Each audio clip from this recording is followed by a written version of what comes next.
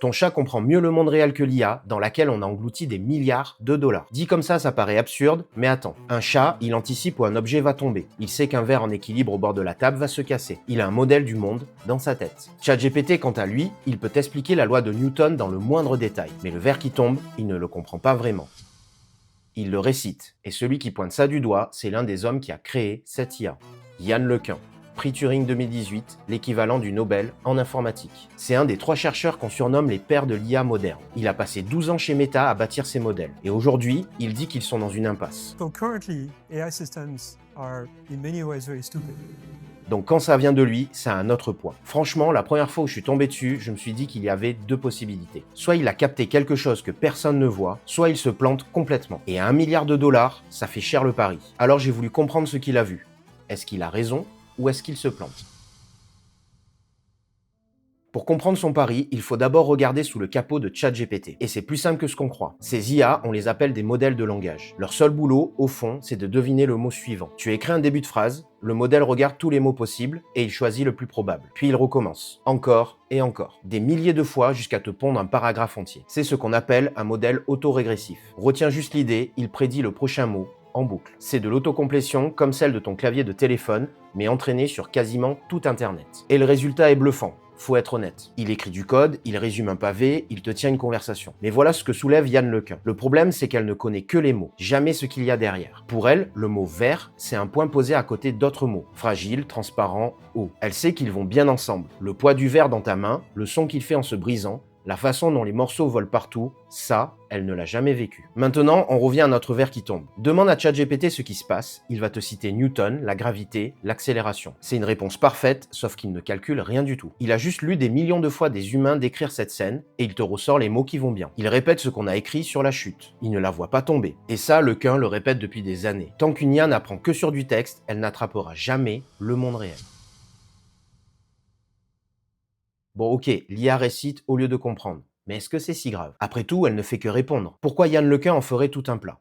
Pour ça, il faut connaître un vieux paradoxe de l'informatique, le paradoxe de Moravec. L'idée est contre-intuitive. Ce qui nous paraît intelligent est facile pour une machine. Et ce qui nous paraît évident est ce qu'il y a de plus dur à reproduire. Par exemple, réussir des examens, jouer aux échecs, écrire du code, résumer un pavé, l'IA écrase tout ça. Mais attraper un verre qui glisse de la table, monter un escalier dans le noir, se repérer dans une pièce en désordre, ça, on le fait sans même y penser. Et nos IA galèrent encore. Les tâches qu'on trouve compliquées sont les plus simples pour la machine. Les gestes qu'on fait sans réfléchir sont les plus durs. Et c'est là que LeCun tape du poing sur la table. Parce que l'industrie, elle, mesure l'intelligence de l'IA avec des tests, des classements, des scores, des benchmarks. Sauf que ces tests, on peut les truquer.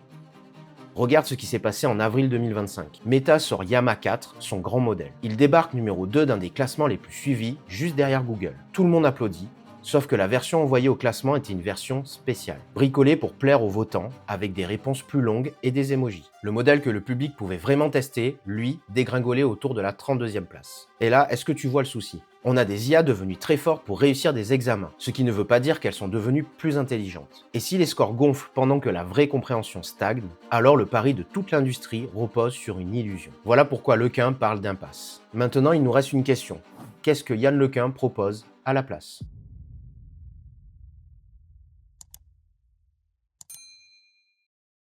Sa réponse tient en une idée simple. Si le problème c'est que l'IA apprend uniquement sur du texte, alors il faut la faire apprendre sur le monde lui-même. Comment un enfant comprend que les choses tombent? Il ne lit pas un manuel de physique. Il observe, il attrape, il fait tomber, il regarde le résultat. À force, il se construit une petite maquette du monde dans sa tête. C'est exactement ce que veut recréer Yann LeCun. Et il appelle ça un world model. En clair, un modèle du monde, une simulation interne de la réalité. Et avec ça, l'IA peut faire quelque chose que ChatGPT ne sait pas faire. Imaginez. Se dire si je pousse ce verre, il tombe et il se casse, avant même de le toucher. Cette approche a un nom, la GEPA. Et Meta en a sorti une version qui tourne, VGEPA 2, en juin 2025. Au lieu de lui faire avaler du texte, on lui a montré plus d'1 million d'heures de vidéos. Le but, qu'elle apprenne comment le monde bouge juste en regardant.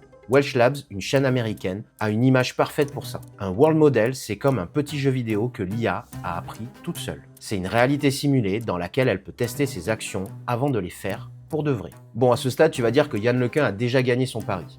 Sauf que non. Et c'est là que ça se complique pour lui. Parce qu'aujourd'hui, dans le concret, cette approche est encore un bébé. Toujours chez Welch Labs, on voit un de ces world models essayer de pousser une simple tasse sur une table. Et il met 60 secondes. Pendant ce temps, les robots pilotés par les IA classiques épluchent déjà une courgette ou plient du linge. Donc oui, l'idée de Lequin est séduisante sur le papier, mais rien ne prouve encore qu'elle est meilleure. Aujourd'hui, son alternative traîne très loin derrière ce qu'il critique. Ce qui nous laisse avec le vrai match. Un homme et 1 milliard de dollars qui parient sur le world model, de l'autre, toute une industrie qui a mis des centaines de milliards sur les LLM. Alors, qui a raison? Franchement, personne ne le sait encore, mais c'est ça qui rend l'histoire intéressante. D'un côté, tu as Lequin, seul avec sa conviction et 1 milliard de dollars. De l'autre, des boîtes comme OpenAI, Google ou Microsoft qui ont investi des centaines de milliards dans la course actuelle. Rien qu'en 2025, les géants de la tech ont mis près de 500 milliards de dollars sur la table pour construire des data centers et entraîner ces modèles. Donc quand Lequin dit qu'ils foncent tous dans le mur, c'est presque toute l'industrie de l'IA qu'il défie, tout seul. Mais attention à ne pas caricaturer tout ce qu'il dit. Lequin n'a jamais prétendu que ChatGPT était inutile. Lui-même s'en sert, comme tout le monde. Ce qu'il dit précisément, c'est que les LLM sont une impasse pour atteindre une vraie intelligence, celle qui comprend le monde. Pour t'aider à écrire un mail ou résumer un rapport, ces LLM restent parfaits. Et la nuance est énorme. Parce que pour ton usage de tous les jours, écrire, coder, résumer, traduire, les LLM restent des outils incroyables. Et ça ne va pas s'arrêter demain. Le pari de Lequin, il porte sur le marché d'après. Est-ce que le chemin vers une IA qui raisonne, qui planifie, qui agit dans le monde physique, passe par les mots ou par le world model? Et là, personne n'a la réponse. Ce qu'on sait, c'est que dans quelques années, un des deux camps aura eu tort. Soit l'industrie a raison et Lequin aura brûlé 1 milliard sur une intuition, soit c'est lui qui a raison et il aura vu le prochain virage de l'IA avant tout le monde. Alors personnellement, dans cette histoire, la question de qui va gagner, je m'en fiche. Ce qui me marque, c'est ce que ce pari dit sur l'IA en 2026. On nous vend en permanence que l'intelligence artificielle comprend, qu'elle raisonne, qu'elle est au bord de nous dépasser. Alors voir un des hommes qui l'ont créé lever la main et dire « Attendez, on confond peut-être réciter et comprendre », ça remet un peu les pieds sur terre. Peut-être qu'il se plante complètement, et peut-être même que dans 3 ans, son world model rejoint la longue liste des paris ratés de l'IA. Mais peut-être aussi qu'il a raison, et qu'on est juste en train de prendre l'illusion de comprendre pour de la vraie compréhension. Alors ce que je retiens surtout, c'est ça. Le mec le mieux placé pour survendre l'IA est aussi celui qui appuie sur le frein. Et il le fait justement parce qu'il la connaît très bien. Et je trouve que ça vaut le coup de garder cette idée en tête la prochaine fois qu'une IA te répond avec une assurance totale. Elle connaît peut-être tous les mots sur le verre qui tombe, mais ça ne veut pas dire qu'elle a déjà vu un verre se briser.